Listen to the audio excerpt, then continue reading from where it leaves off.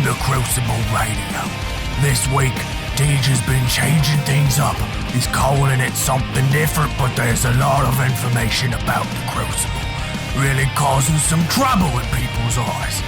We're going to discuss that, and then we're going to talk to Dr. Lupo about his different style of playing Destiny. Now let's get on with the show.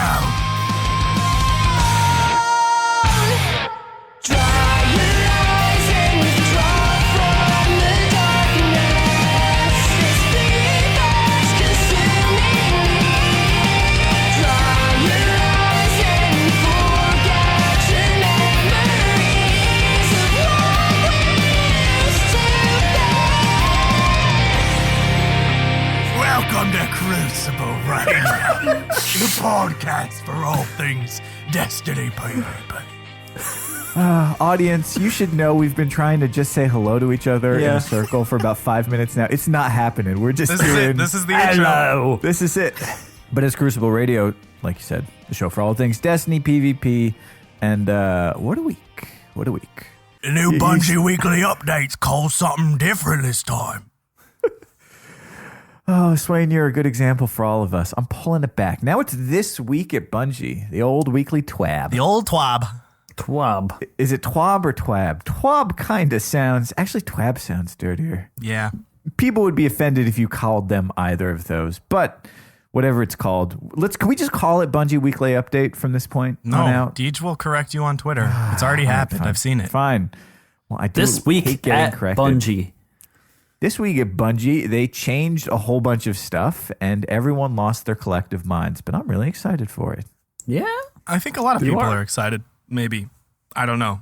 I got to stop trying to guess what the Destiny community likes. They don't like when I do that. Yeah, I think basically you know what you like, and I know what I like, and Swain is 50-50, and then it's just pretty much chaos from that point out. Who knows? Yep. If you're listening to the show, you want to hear our thoughts on it. Wow, God, what a rough opening. What a weird intro. Andrew, you keep all of this in. This is organic as shit. All right. What did we get this what's week? the first thing? Special ammo inbound. Which is actually a little misleading. Yeah, because what? Special That's not ammo actually- is not inbound. Yeah. We're all waiting for it to be inbound because... Well, that's kind of be the thing when you load in a match. You'd be like, all right, guys, let's wait. We need to all decide what emote at the beginning of a trials match means. Like, we're just going to collectively agree to wait until we can get our special. I think this is a really cool change. So what happens? Okay. Threes playlists. We're talking skirmish, salvage, elimination, trials, and any of the rotating 3v3 playlists. You're not spawning in with any special Inferno style. So weird. Mentioning that it's just like Inferno is a really big important thing because before anyone worries that the game might get stagnant or suddenly be all about, I don't know, No Land Beyond or something like that, Inferno still does play pretty normally. And as someone who plays a ton of Inferno, I've gone in there rolling with Icebreaker and I'm thinking, cool, I'll have Sniper before anyone else does. Gets me a couple kills. But there's also times where I just bring in my Party Crasher and eventually pick up a box and then the game kind of carries out. And it's fun. It's a good, fun game. It's still fast-paced. People still play aggressively, and it's about movement. It's not about camping and stuff like that. So that's just an angle to take. Look at it like Inferno, and we see that it does work. Yeah, I would say that half the time I load into an Inferno match and I forgot. And I'm like, why don't I? Oh, all right, it's Inferno. All right, just move forward. The other half of the time I'll be like, all right, that went by, and now I'm going to equip Invective, and I'm going to be a shotgunner for this time.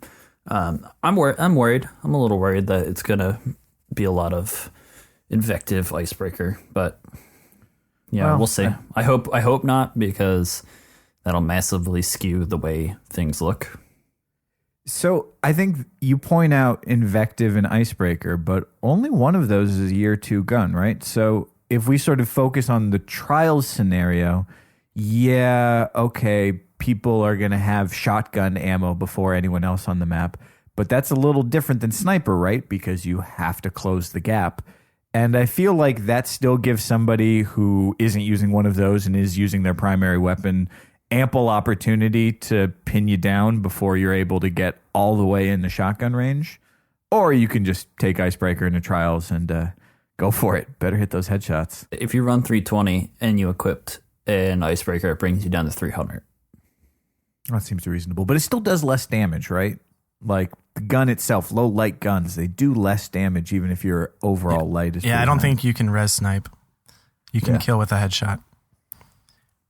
I was going to say that Invective is still a good gun in Trials, but it's not game breaking. It's not tier 1. It's not out of control. You can definitely have a party crasher or a conspiracy theory drop that will be a much more effective shotgun. So, I mean, I think that's just going to be a strategy that we can adapt to. I don't think it's going to be game breaking. I have concerns that this change could make 3's playlists slow down on a regular basis. I think aggressive teams will still be capable of pushing and controlling maps and stuff like that, but I don't want it to get any slower.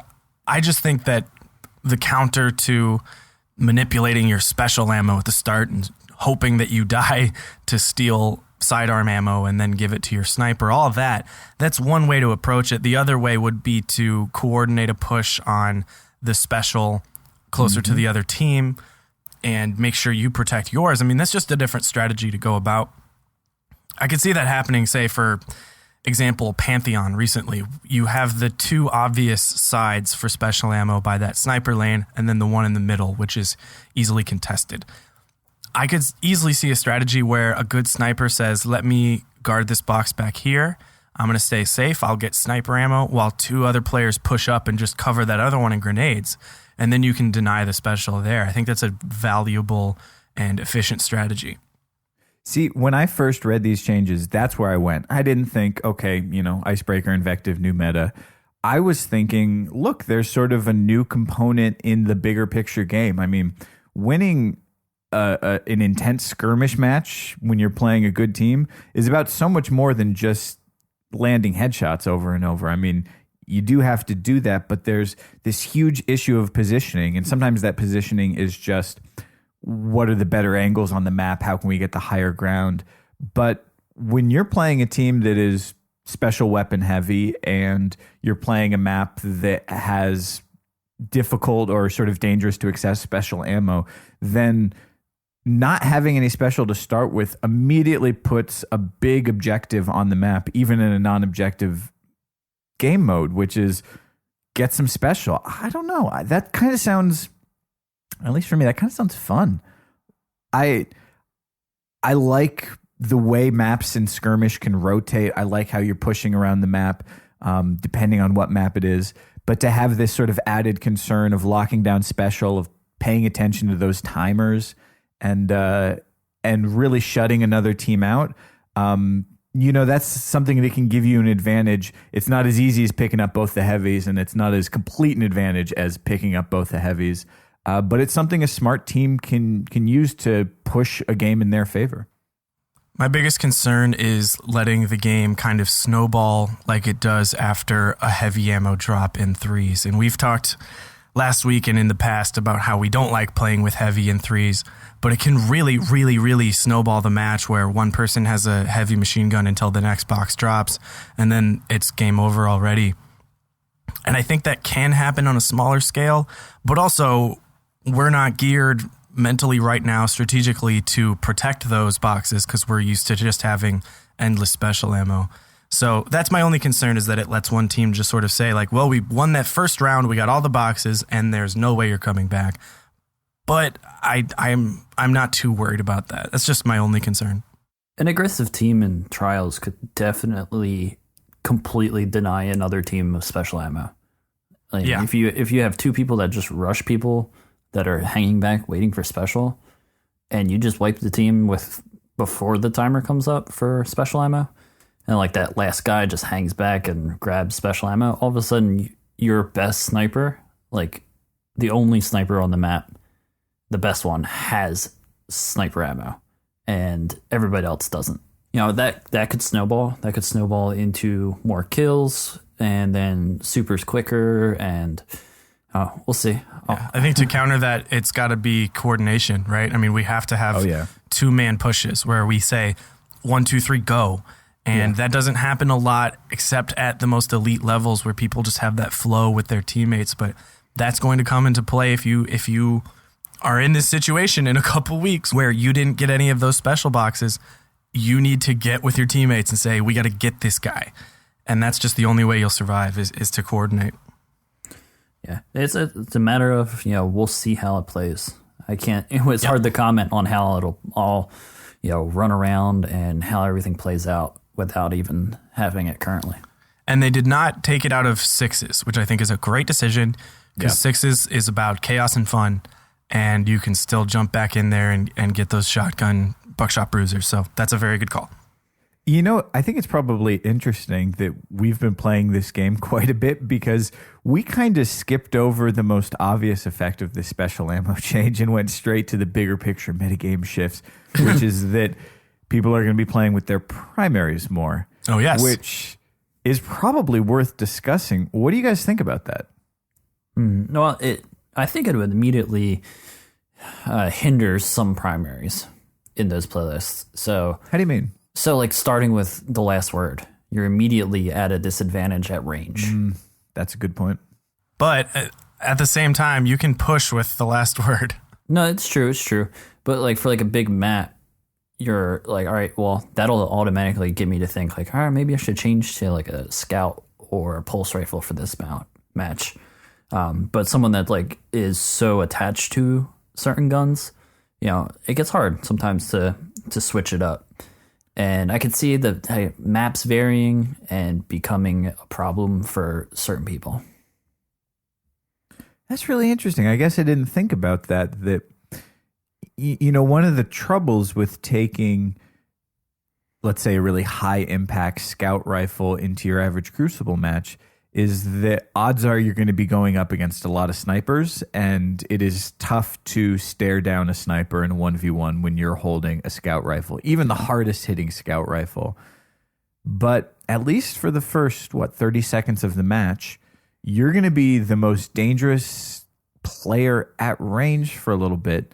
And when we think of sort of, I don't know, it's quote unquote the meta primaries right now, so, last word, some of the faster firing pulse rifles. Doctor. Doctor of Passion.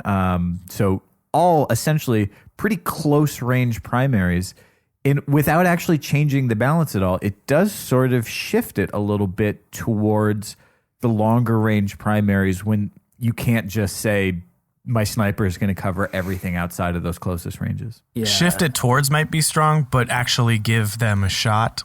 I think works because I am excited to pull out my scout rifles. I think they'll actually have a chance because I think you can still rush to those spots. Like I will go to the same spot I'd try to snipe from when I start on the seaside at Shores of Time. I'll just use my scout rifle and know that one person's not going to body shot and then flip to a primary to just clean up. Yeah, the insane TTK or something like that. So it gives them a chance at least for that first minute of the game or so. Yeah, closing the gap is going to be, it's going to be a learning opportunity because usually I'll close the gap in increments, be like close the gap to this point with my sniper, and then make sure that I have that distance covered, and then close it a little bit more, and then recheck distances and see if I see any enemies, and then hopefully at that point I'm connecting with my primary. I think it also puts more emphasis on grenades. Because if you look at the entire history of primary play, they're much slower than they were a year ago. And auto rifles used to just melt through people. Pulse rifles at their prime were just absurd, two-tapping with hopscotch. But that's not the case anymore. Almost every primary takes quite a while, except for an up-close last word. So with a really slow time to kill, your grenades suddenly matter. And I've been trying to work on this where I just don't throw a grenade where I think someone might be. Because who cares? I've got a sniper. And now I'm going to realize, okay, I do have firebolts. Those are great. But I can't just give them up every second. Because I have nothing else to keep someone at bay. I need to actually make sure I'm throwing it when it hits someone. So it does put more emphasis on grenade play. That's definitely something that I have been trying to pay more attention to. Recently, since like the Lumi interview and even Ramblin' kind of got me thinking I gotta be a little bit more conscious with my grenade throws. when it just that word bouncing around my head, if you throw a grenade because you think maybe someone is there and you haven't seen them and it connects with nobody, even if you know someone is there and you miss, you've wasted your grenade. Yeah, it might be 30 seconds until you get your next one.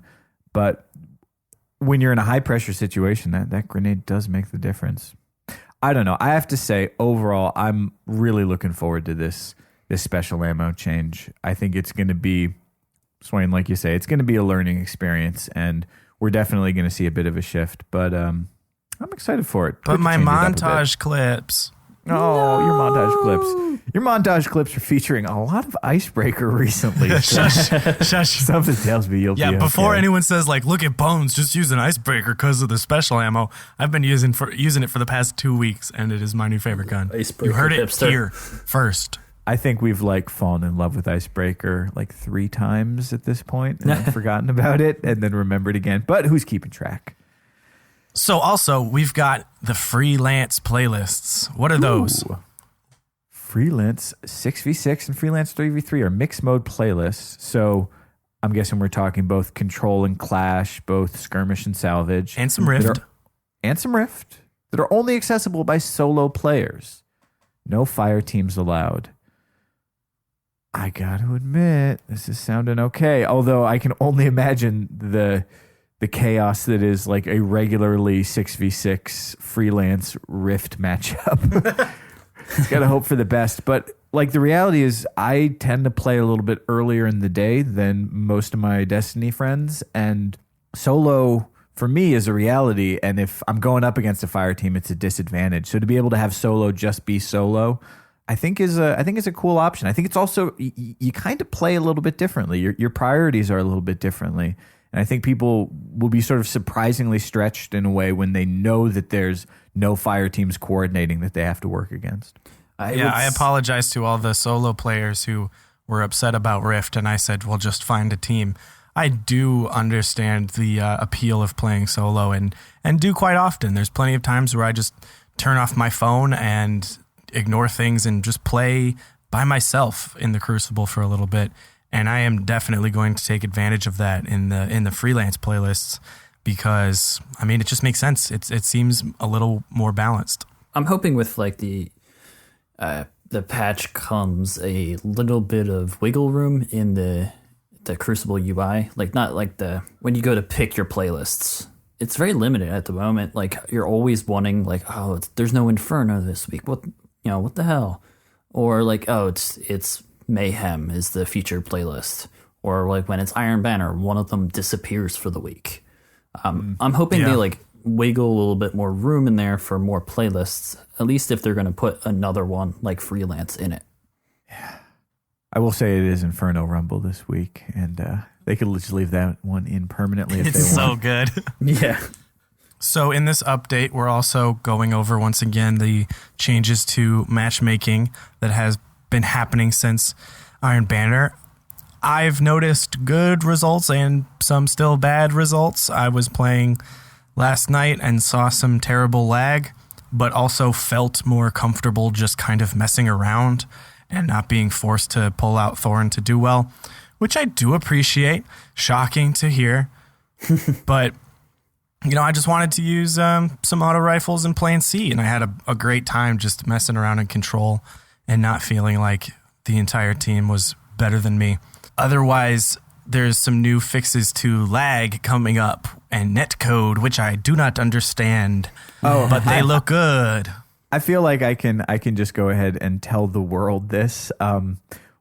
He probably wouldn't mind. One of my favorite quotes off the mic from Sage Merrill when we went to Bungie, we were getting ready to do our playtest, which was awesome. Sage Merrill said behind me, "Everyone on the internet's always talking about netcode. What is netcode? Where did this term come from? We've never said netcode here," which is because, of course, they have their own name, which is Damage Referee. Yeah, sure. Sure. Okay. Damage Referee. I swear I've read this 5 times and I'm still getting okay. Damage Referee is our code name for upcoming changes to the way Destiny handles things that can go wrong when you're playing games online. I think in general we've tried to be pretty cognizant of the fact that we're playing on the space internet. Do you think this is because we called it soccer last week? Yeah, I imagine Bungie is just waiting with bated breath for each episode to find what mediocre metaphor we come up with to use for their internal naming. But I mean, I think this is they're on the right track with this, because the problem is, all right, if you're playing against some red bar and he's lagging out, the problem is not that he's lagging and that he's having a bad experience. It's that decisions go in this person's favor. So you both shoot each other, you get killed, and they get to teleport, or they're invincible, or the position is ultimately determined by where they are when their machine catches up with the internet. And if probably this is oversimplification, but it kind of sounds like with this change, they're trying to put the decision making back in favor of the person who does have the good connection, which if that really changes the way it works, I think I could probably put up with a red bar. If it means that, like you'd think when someone's lagging out, that they're at a disadvantage because they've got a bad internet connection and are punished for slowing the game down for the rest of us, at least when we shoot them. I hope that's the case. That is what I got out of this. But, well, what you mean is that you have been putting up with red bars, and now it will just be less shitty. I can personally say in my limited experience over the past 2 weeks, I've noticed far fewer red bars, which isn't to say they don't exist. Anecdotal to be sure, but I've been pretty lucky with connections and less sweaty matches overall. But Paul Llewellyn says, in short, we're trying to fix the internet, which, about time someone got around to that. Good luck. My final thoughts on netcode. Anyone who's ever talked about it before is wrong. I don't understand it, but I know that's true. And they're fixing it, so whatever that means sounds good. Just let them deal with netcode and whatever that means, and we will just say, good, Bungie. Good for fixing netcode, whatever that is. Well, sometimes we like to answer questions from the audience. People ask some good ones on Twitter. You can hit us up at Crucible Radio. We want to do some right now. You guys ready? We're going to do a lightning round. Yep. All right. Buds, do it. All right, first question is from Sharkbait. Ooh ha ha. Sharkbait. Sorry, it was just Sharkbait. I don't know where that last part came in. At Crucible Radio, do you think the Sunbreakers should be buffed up big again? No. And I play one. So they got a great neutral game. Ish. Choo choo. So the next one is from Trophy King 49. Do you hate shotguns? And if you do, can you explain why? No, I love them. Yep. Yeah. Love them. They're great. Sweet spot. Next question is from Big Daddy Davis 99. He says, at Crucible Radio, what is the best sniper that is not named 1,000 yard something? 2,000 yard? And still piercer and icebreaker. Yes, there you go. And Her Benevolence is still great if you're playing year one. Still love it. Herbie. Next question from UNEK.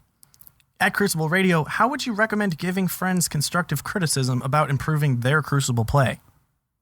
One thing I've found that's been working for me, I wouldn't give this to non-friends, but to be honest, one thing that I find works is just say, hey, if you're interested in some unsolicited advice, I noticed something, and then see what they say. If they say, oh, I know, they're not receptive to it, but some people will say, yeah, sure, what do you got? And just be gentle and speak in the first person. Don't make it about them. I also love to dig a little bit and say, when I hear something that's either negative or frustrating, because people have frustrations, and I say, well, what specifically about that bugs you? Like, what do you mean when you say that? And then they explain it a little bit more, and I might be able to figure out, like, oh, okay, that's not so much a problem with the gun that guy's using. It's a positioning thing, and I can explain that. I can't explain why the other person made a good play with conspiracy theory. I just like to talk it out a little bit more than just those first frustrating quips. And next one. When will you guys face PlanetDestiny podcast crew in the Crucible? And can I watch? Oh, you can watch. Well, at Gabriel Maestas, we are going to be squaring off soon. We're calling it the podcast playoffs.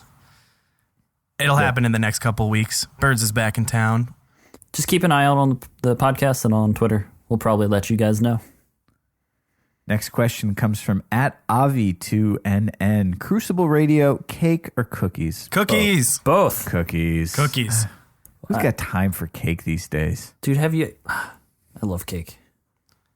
Oh, fine. Go eat a cake, Swain. If I had one, I would. All right, guys, here's the true test of the lightning round. M. Salas24 is asking us, can you name 3 things that keep you interested in playing Destiny? Ooh. You two guys. Aw, You stole mine. you still need one more. We count as 2. Okay. Bones, Swain, winning. Improving, friends, and laughs. I would say helping people, pretty colors in the tower, Oh, yeah. and being psychologically manipulated.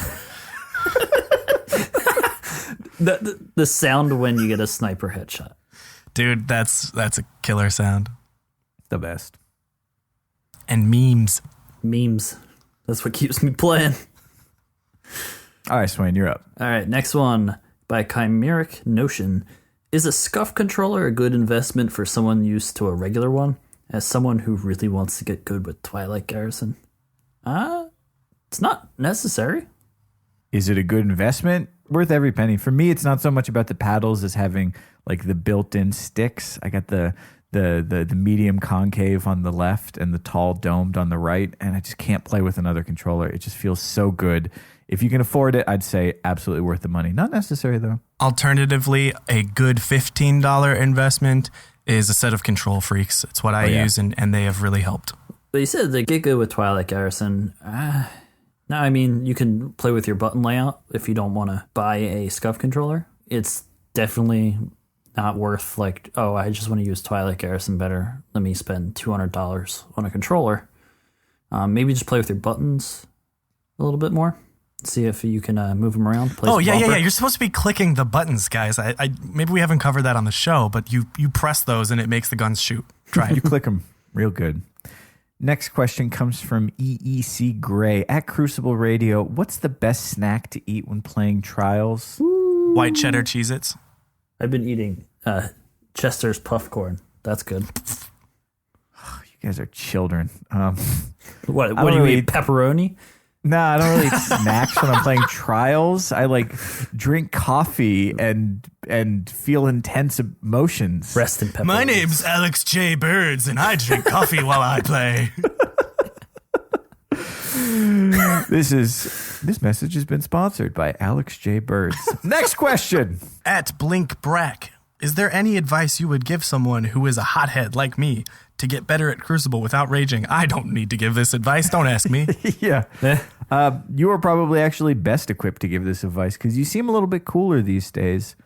I don't know. I don't know what to say. It's you need a good. For me, it's like good friend just whipping you into shape night in and night out. Someone that's calm as hell. The secret? I'm always raging. There you go. Don't get angry. Get even. If you die, figure out what you did and try and do it a little differently next time. And hey, look, dying's a part of the game. If you have a 4.0 KD, that still means you die once for every 4 kills. So that means you're going to be just be raging out a fifth of the time. Just have fun. Just have fun. It's fun. Last one. Can we get more Crucible advice from Kermit the Frog? His insights to pulse rifles several episodes back were hilarious. Guys. Well, so you see that I've been grinding Omnigul Strike to get the Grasp of Malak, and it's a pretty good pulse rifle. I don't recommend the PvE side of it, but hey, if you get it to drop, then give it a go. I actually got a Grasp of Malak today, just knocking out my weekly heroics. What? And, yeah. Really? I haven't played Omnigul in like 2 months, and it just, dropped for me. It's got braced My frame. name's Alex J. Birds, and guns just dropped for me. I mean, this is all of my luck for the year. I'll put it together. But I was playing with it, braced frame, glass half full, some good scopes on it. It's nice. I like it. I was really into the 123 Zysagy, which is the same archetype. I like it. Anyways, Kermit, what scope do you prefer on a pulse rifle? What scope? I really like the True Sight IS. It's got that nice clean vision. It reminds me a little bit of Bad Juju, which is another favorite of mine from the old days. This is because it's green. How did you know? Yo, Kermit, with Miss Piggy, are you actually fucking that pig? Hey, Kermit, you actually fucking that pig? If not, can I give it a go?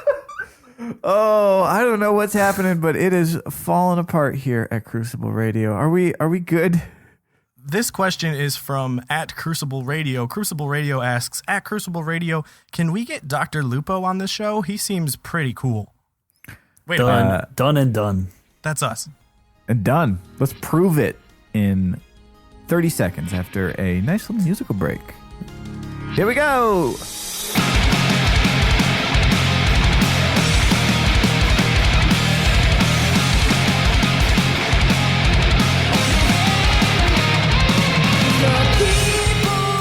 Music this week comes from Kitsune, hailing from Kelowna, British Columbia. You can check him out. It's KITSUNE band.bandcamp.com. If you're a musician and would like to have your music featured on Crucible Radio, let us know. Send us an email at crucibleradio@gmail.com. Send me MP3s.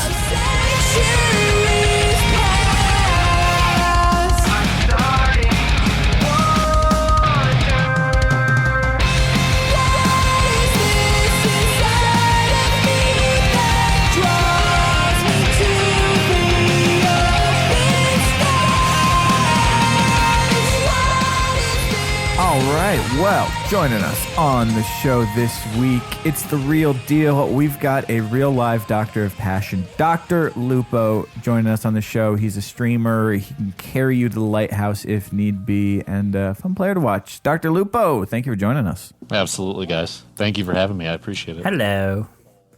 Hello. Hello. Hello. No, we can't do this. Oh, okay. Off the rails. Rein it in. I didn't do it on purpose, I swear. I do have to say, I was talking to Birds earlier during the test call. I greatly appreciate what you guys do. And I know that a lot of the people that listen to you on a regular basis feel the same way.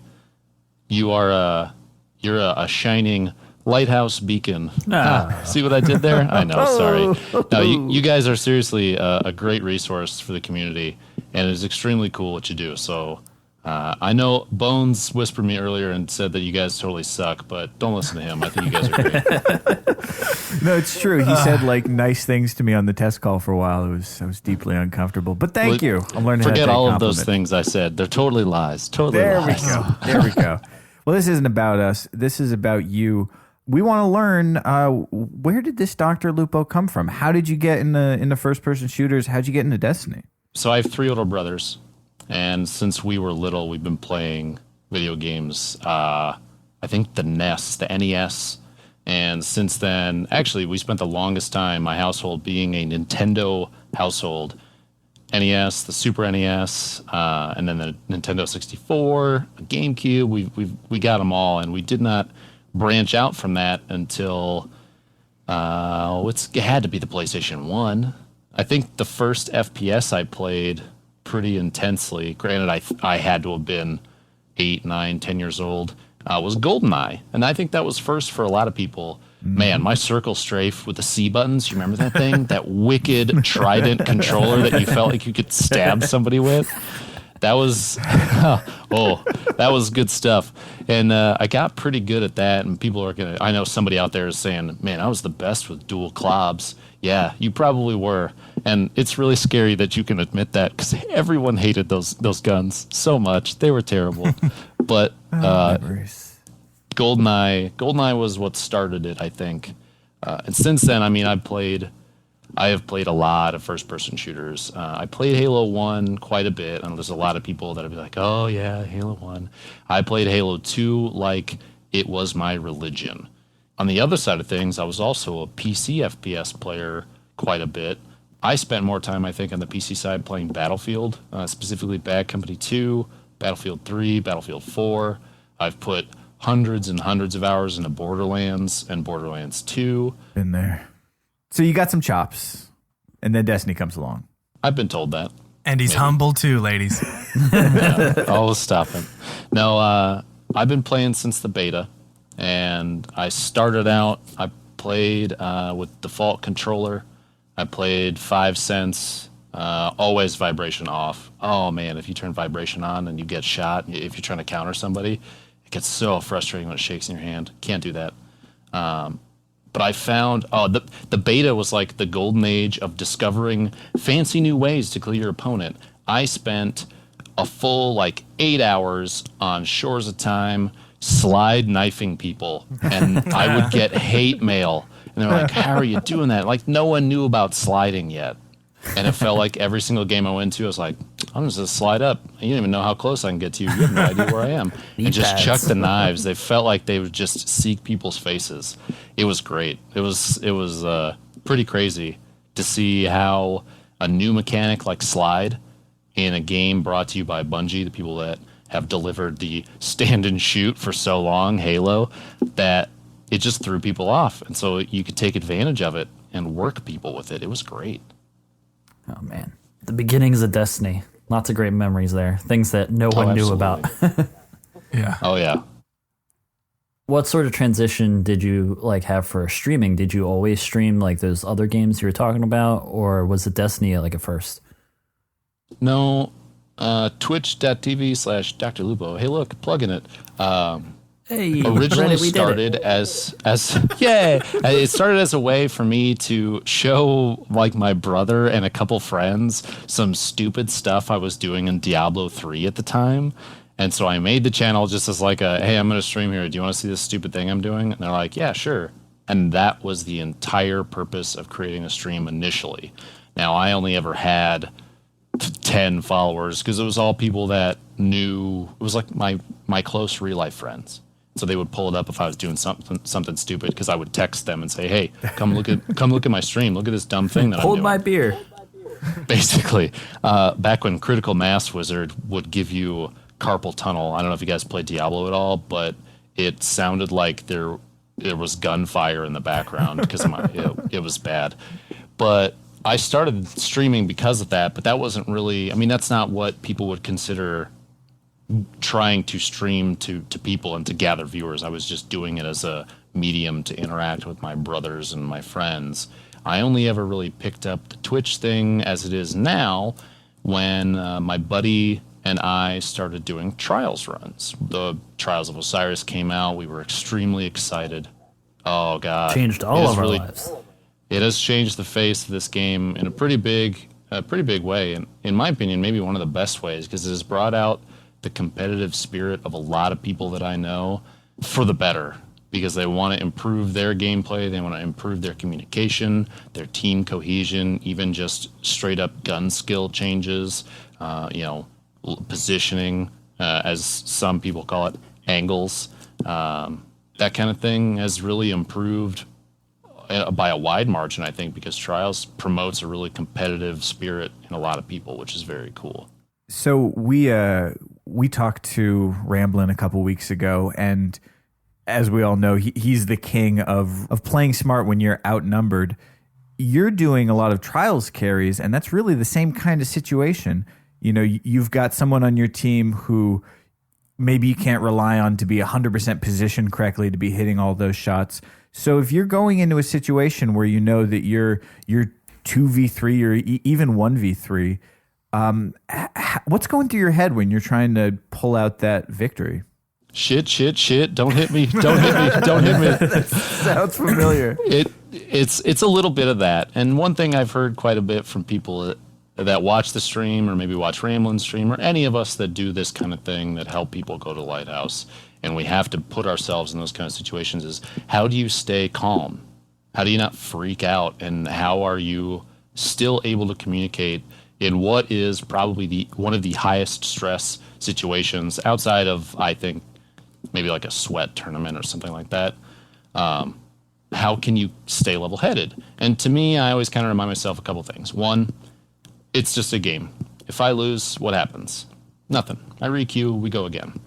Two, if I'm playing with somebody like Ramblin' or Ninja with Noel or any of the other guys that I run Trials with, I have to know that they're going to win.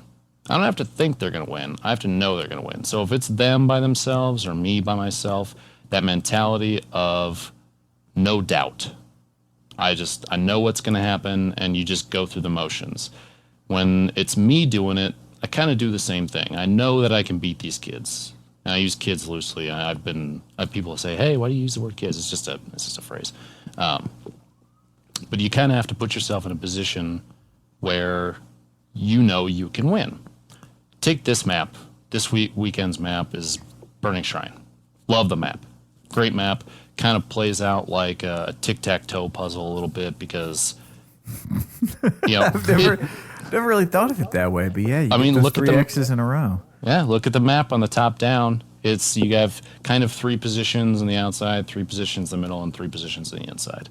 And you can play a lot of these doorways, the passages from each position to the next, as if they are single rooms. And so if I'm in a 1v3 like that, I will always try and work corners. I will always take advantage of every mechanic that I have, whether it's a smoke and the wombo combo, smoke and void wall, or vortex, or spike, whichever grenade you prefer.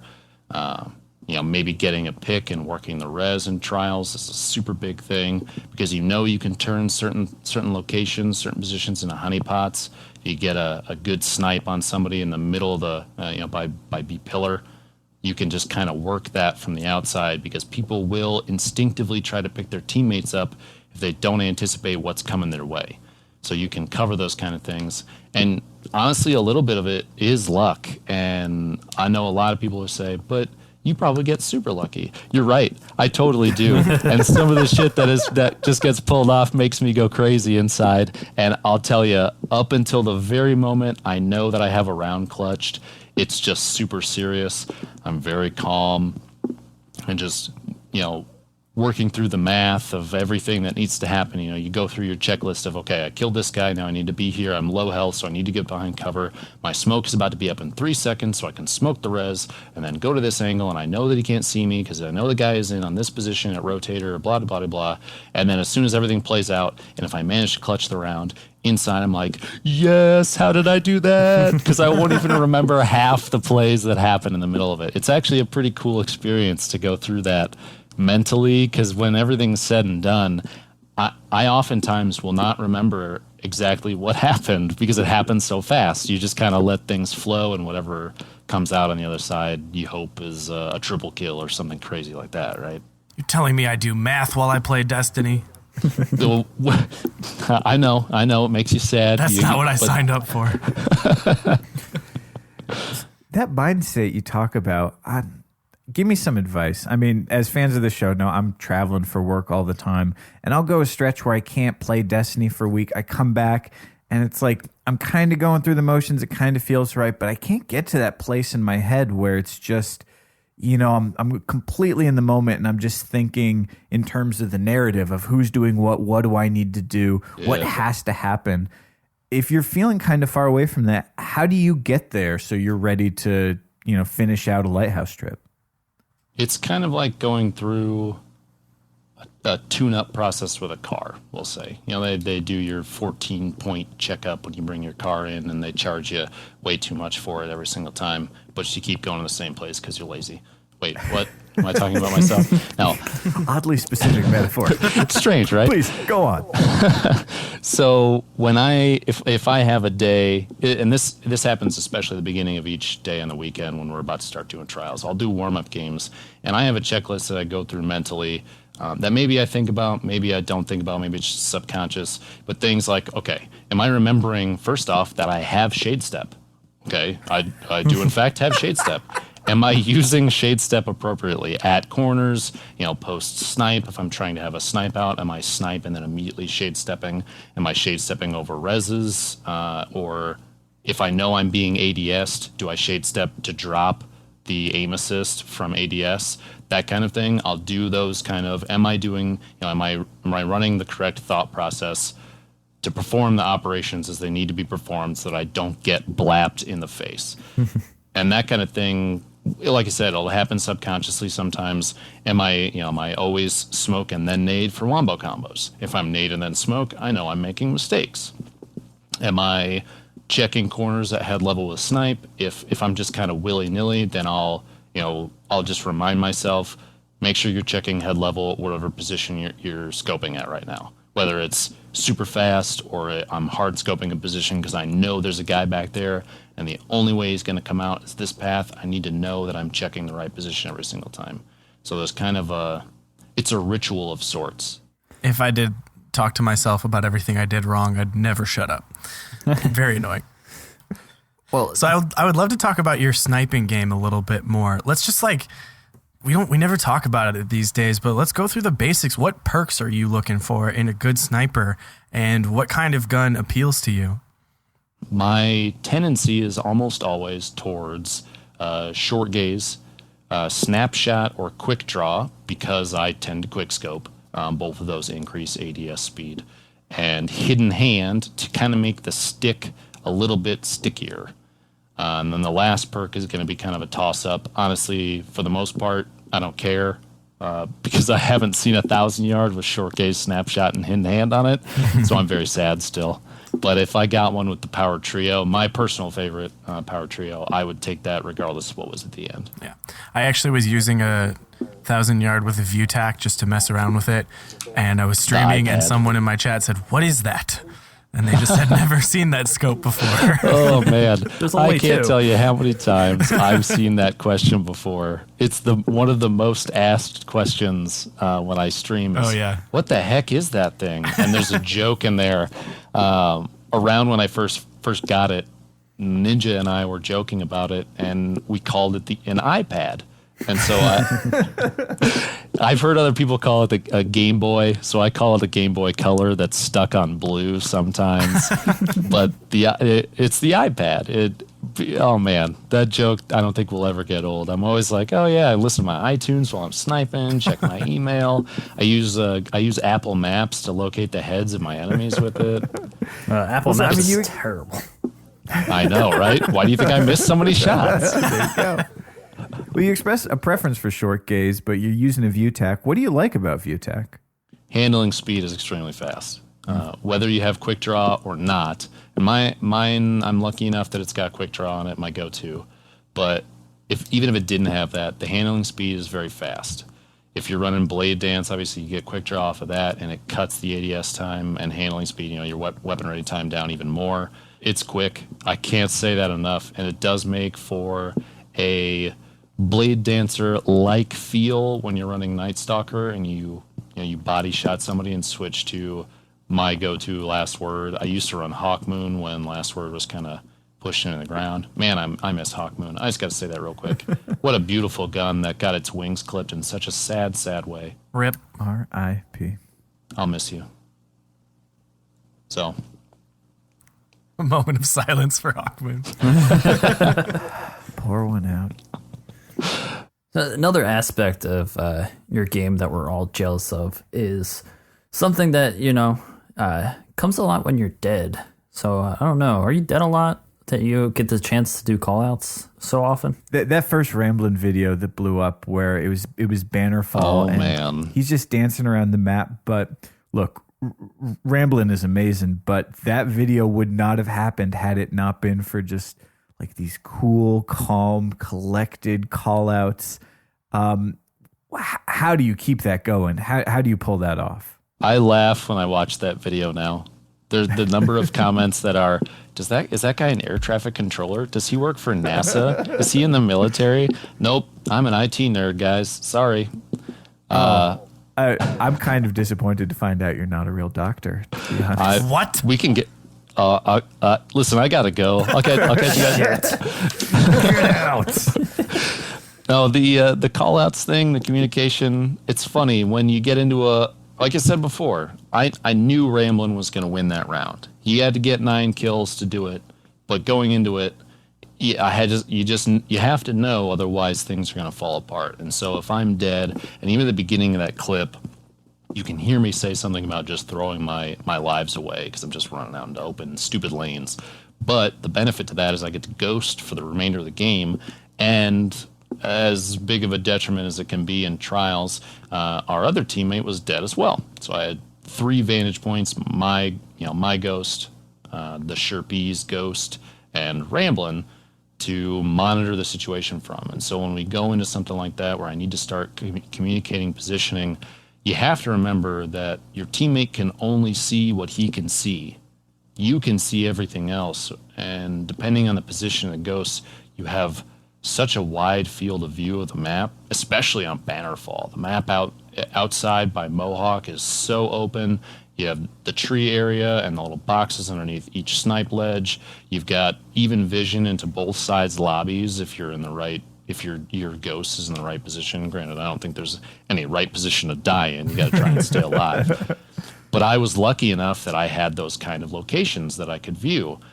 The other part of that is being able to really communicate efficiently. And so when we talk about callouts, especially when Taken King came out, we went into these new maps with no prior knowledge of anything. And I think that was great because it gave us the opportunity to develop callouts as we went along. So most of that play takes place in one of the lobbies. And the lobby is where you have the top cubby hole building up top. There's that snipe walkway, the bridge into the building.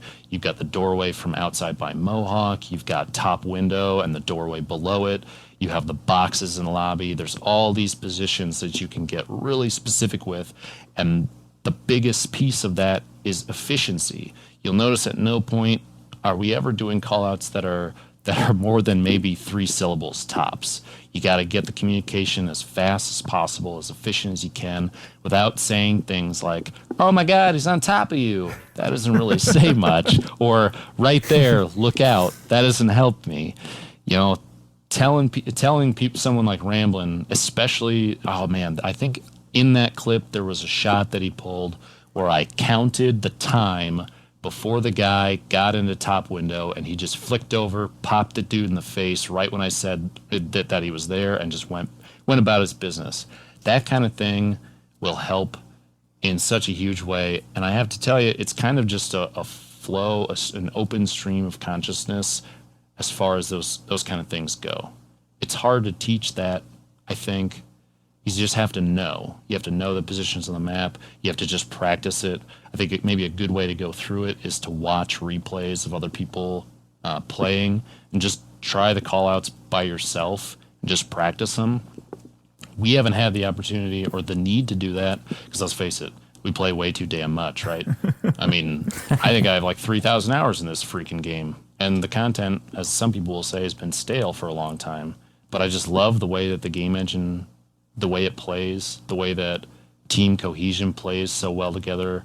And I think Destiny has one of the biggest drawing factors in that you have the ability to clutch things like a 1v2 or a 1v3 or even a 1v4 because each Guardian has their own arsenal of things on top of team communication, cohesion, and just really meshing well with your friends, being able to play consistently. Now, if they fix things like latency with the updates that are coming out and that kind of thing, and inconsistent damage, I can't help but tell you that I think Destiny might be one of the best games ever made.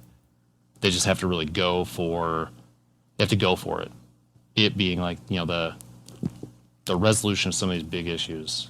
Yep. But yeah, it's. Well, I mean, as someone who does a podcast about a video game, I've never done this before. I can safely say I think it's probably up there already as a game that oh, absolutely, is about as perfect as it's ever gotten before.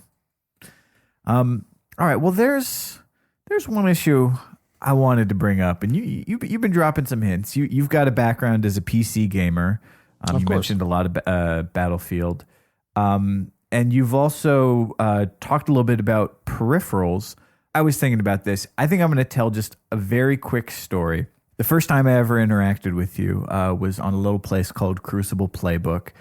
You had put together this awesome 2-page post about this clutch round. You were playing down a guy in trials and talking about sort of what was going through your head and your strategy for pulling out that last Guardian stand and pulling out that clutch. And as these things go sometimes, someone noticed in the stream audio a distinct clicking sound, and the thread immediately fell apart. It seems to happen every time. This is a controversial issue, But I think we've got a really interesting opportunity to learn about the advantages and the disadvantages from an expert on playing with mouse and keyboard. You're a big dirty cheater. Speak on that. Thanks, how Bones. do you sleep at night? Yeah. Usually on my side, facing the door. I've got 2 pillows. No, that's not what you meant. Oh, okay. This guy's got jokes. This guy's got a keyboard and a mouse. Oh man, yeah. So that post was on Widow's Court. It was a 28-4 game of trials in which Ninja disconnected at the beginning. And so actually it was at the end of the first round, I think, and we had to come back and play out the whole game and try and get the win. And so communication with the one guy that was left was one of the biggest things that helped play into the victory. However, like you said, the post turned into more about the click-clacks in the background. That's my mechanical keyboard, which is fine. I mean, as someone making a post, you don't get to decide where the communication, where the commentary goes. That's up to, in this case, Reddit, and understandably so. I don't have control over that. But it was a little disappointing at first to see the immediate, "Oh, you're terrible. You play with a keyboard and mouse." I mean, I think for most people, it's just something that most people don't even know that it exists, that it's an option. I mean, it's actually more common than you think, but I think for most people, they'd never even heard of it before. So explain how this works. All right. So let me just say, first off, I played the first 5 or 6 months of Destiny on a default controller at 5 or 6 sensitivity. And if it were not for my ability to play there, and you can even ask the guy himself, Ninja with Noel, one of the best players I've ever played with, probably would not have given me the time of day if I was not able to keep up with him in the couple skirmish games that we got randomly matched together. Thank you, Destiny RNGesus, for that. So the skill is there. I just decided to make the transition for a couple reasons. The biggest reason, actually, initially out of the gate, was I wanted to be able to res and move and shoot, do all those things simultaneously like you can with a Scuff or an Elite, but I didn't want to buy a Scuff, and I'm probably going to get some hate for that, and that's fine. But I have a history of bad luck with third-party controllers. Granted, Scuff makes an excellent product. Mad Cats. Backs that Mad Cats. Dude, the Mad Cats. You bastards. No, it's the stick drift that you can get, and actually, it's very sad for me that my day one Xbox controller has right stick drift now. I'm really disappointed in that. But I just had a bad history of that, so I didn't want to buy Scuff. So I was like, okay, what else can I do? I looked around and I found that there were a bunch of, they call them console tuners, things like the Titan one, and there's a couple other big ones, Cronus Max, and there's a couple new ones that have come out since then that you could plug in any peripheral of your choice and be able to play with it. And I thought, that's freaking awesome. What can I do? So I looked around. I found that the XIM4, XIM4, was lauded greatly at the time as the best of those options. Granted, there were still drawbacks, things like that. So I looked into it. I ended up buying one, only because there was a return policy on it, in which I could ship it back and get a majority of my money back, and I wanted to give it a try. After some fiddling and some playtime with it, I was actually pretty frustrated out of the gate because I was so terrible with it. I had to really practice and figure out how everything goes together. And so here's how it works. XIM4 acts like a middleman. You have to have a controller plugged into it because it can only do what's capable of the controller. It uses the controller to communicate with the console. So on the back of this guy, there's 2 USB ports. One's a micro, one's a full. The micro, they give you a really nice braided cable to go into your console. And the full USB port is where you plug your controller in. And on the front of this little guy, there's 2 more full-size USB ports for your keyboard and mouse. It also has Bluetooth, so if you wanted to pick up like a nav, PlayStation Nav, a lot of people use those. Maybe you have a Bluetooth wireless mouse, although I don't know why you would introduce wireless on top of other latencies and all that stuff in the way. But you can do that if you want to. I will even go so far as to say it will support Wiimotes if you want to use Wiimotes to play Destiny. And I'll tell you, I'm really tempted to. So the Zim, the people that make it, they advertise it as 1-to-1 correlation, like direct input from mouse to what the stick is doing. And that's really, really cool. For a lot of games, except for Destiny, it totally sucks for Destiny. Destiny has a top sensitivity of 10, and with the Zim, I can't beat that. There's sandbox design, limitations within the game that I can't do anything outside of that. I can't spin faster than anybody else. I can't do anything like that. And the Zim 4 by itself doesn't support macros, so I can't hit one button and slide, shotgun, blink, jump in the air. And actually, I've been asked by people before if there are macros to do things like that, and I just laugh because I don't know why you would want to hit one button to do something that has so many variables in play. I think the keyboard part I understand. You got buttons on the controller, you got buttons on the keyboard. The mouse side of it, that's the part I don't understand, because on a controller, you sort of lean it to the left and you start turning left, and you lean it back to center and you stop turning. When I think of first-person shooters on the PC, you sort of, if I move the mouse 2 inches to the left, I'm going to turn a certain amount, and it doesn't matter. It's sort of like acceleration versus absolute movement. Do you find that you sort of get that PC feel with the mouse, or are you still playing Destiny? It's similar, but it's not close enough to say it feels like a PC shooter. When you move the mouse through the Zim, technically what it's doing is tilting the stick on the controller. Granted, you won't see it if you look at the controller, but what's being sent to the console is stick tilt. So if I move my mouse slowly to the left, the stick technically would be tilted slightly to the left based on the rate at which I'm moving the mouse. It's all dependent on the speed at which you move the mouse. And the Zim 4 can do something called a ballistics curve is the term they use for it. And it adjusts the way that mouse input is translated to stick tilt. For Destiny, and specifically this setup, since 10 sensitivity is the cap, and that's very low compared to what most PC shooters would have, you really have to be all about picking up and dropping the mouse repeatedly, and that can be very taxing. That and a big mouse pad. Oh man, really it better be big huge. Mouse pad.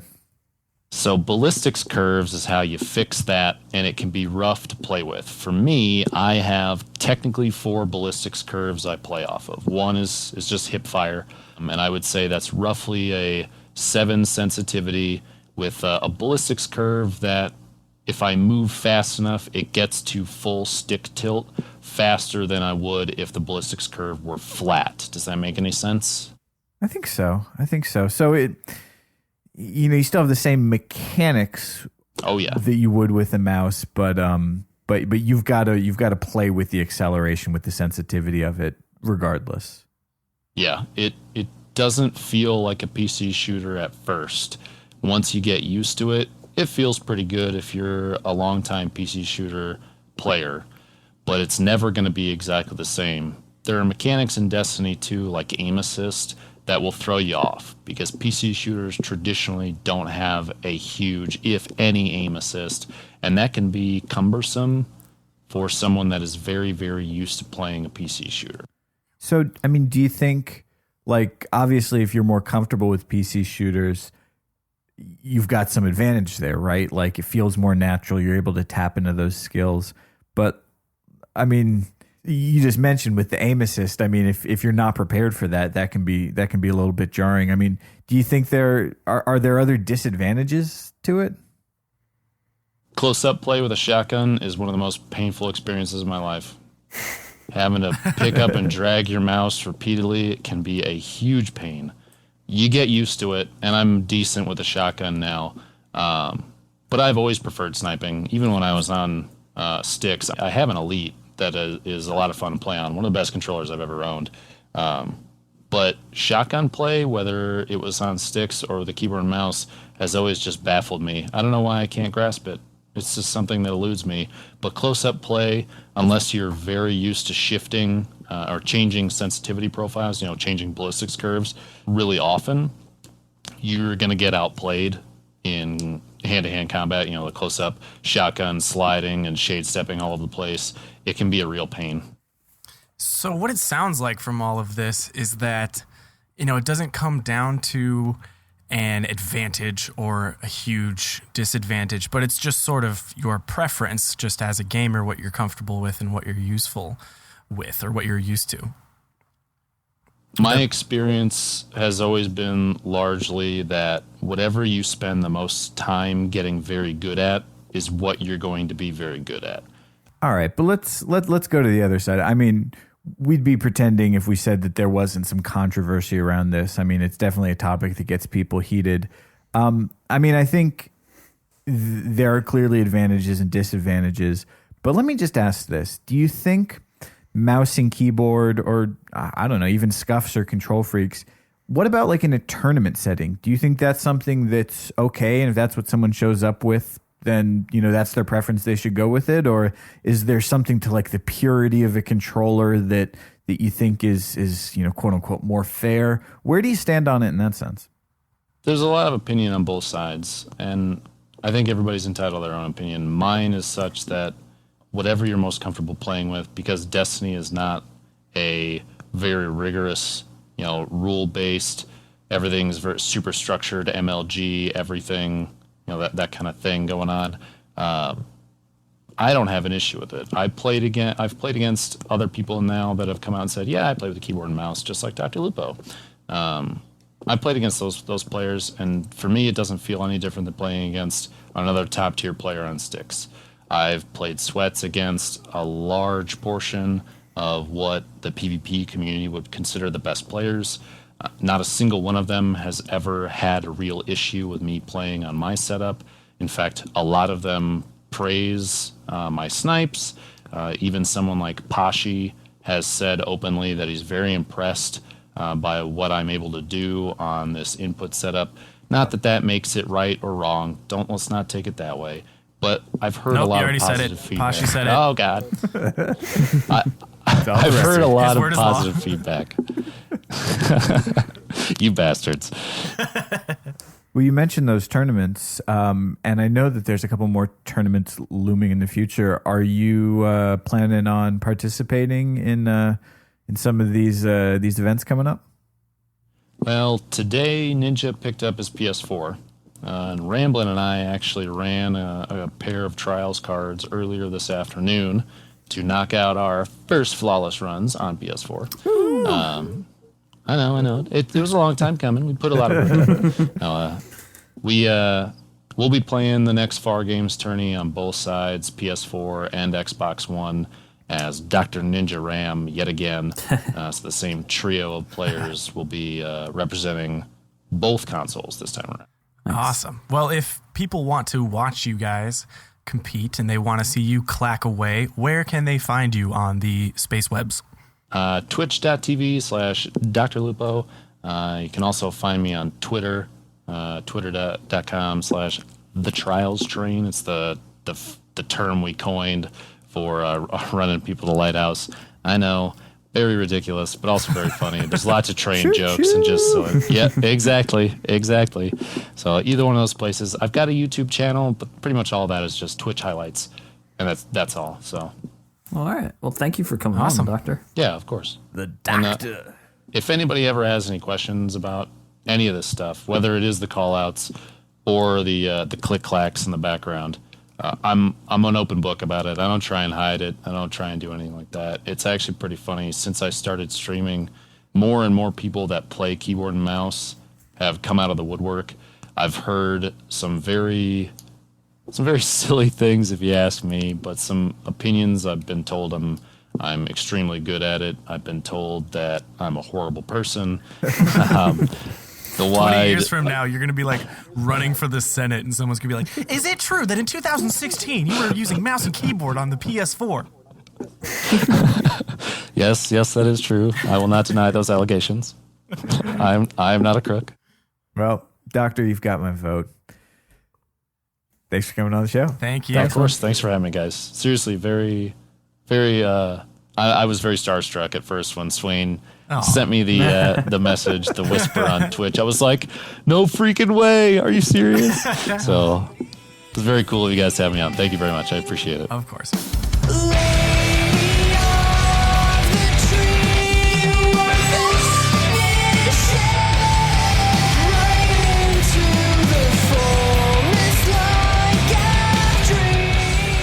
Hey there, Italian swing. What do you think of this Dr. Lupo business? It was pretty great. Oh, I liked it. The mouse and the keyboard. Hey, Italian Swain, what's the best way to cook up a hobbit? On the space internet. Something, that You can Crucible find right us here. at Crucible Radio. Follow me on Twitch at Drybones. It's a me, a Swain. I'm on the internet. Swainstash_CR. Hello, it's me. I know you forgot about me, but I'm calling us up and I don't know how the words to this song goes. Episode over.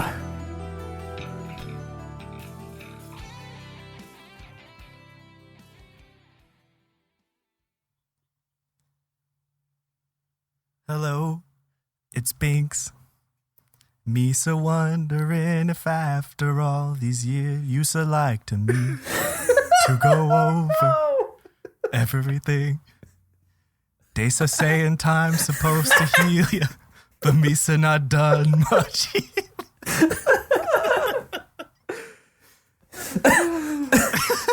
What the fuck is this episode?